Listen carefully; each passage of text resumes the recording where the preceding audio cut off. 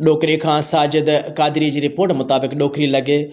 ॻोठ खचरपुर में मलाहन जो रूहानी पेशवा दरगाह आलिया हज़रत सखी सैद शाहपुर शेर बुखारी अलपिरियाणी ऐं सखी सैद वॾो मुहर्रम अली शाह बुखारी जंहिंजो सालियानो उर्स मुबारक 12 रजब जी रात जो